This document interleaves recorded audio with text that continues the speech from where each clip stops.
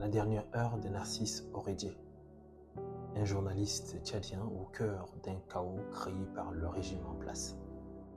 Le 20 octobre 2022, une date qui sonne le glas de l'espoir pour le Tchad et le point final pour Narcisse Oredje, un journaliste fauché en plein exercice de son métier lors de la répression sanglante des événements contre la prolongation de la transition militaire au Tchad. Son histoire est celle d'un témoin qui a payé le prix ultime pour la vérité. Ce matin-là, comme tous les Tchadiens, Narcisse Oredje, le journaliste à Tchad Info, est au rendez-vous, non pas comme manifestant, mais comme un journaliste. Sa mission, couvrir cette manifestation interdite.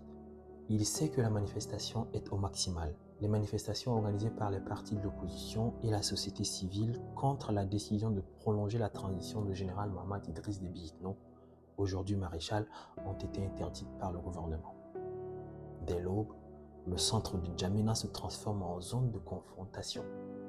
Les manifestants érigent des barricades, les forces de défense et de sécurité répondent avec une violence inouïe.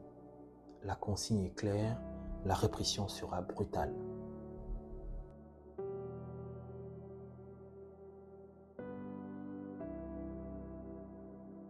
Narcisse Oredje, lui, se trouve dans l'un des quartiers les plus agités par les événements, Chagua, dans le 7e arrondissement, l'un des points névralgiques de la contestation. Il filme, il prend des notes, il recueille des témoignages, bravant les tirs à balles réelles qui fendent l'air. Malgré le danger, il est déterminé à faire son travail, à montrer au monde ce qui se passe dans sa capitale et exposer le ras-le-bol de la population tchadienne. C'est dans l'après-midi que l'irréparable se produit, non pas en pleine mêlée, mais dans des circonstances qui, selon les témoignages recueillis plus tard, indiquent une exécution délibérée.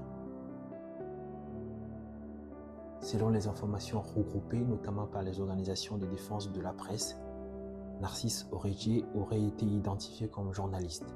C'était de toutes les façons évident puisqu'il avait un gilet de presse. Ce qui devait le protéger devient le moyen d'attraction qui signera sa fin.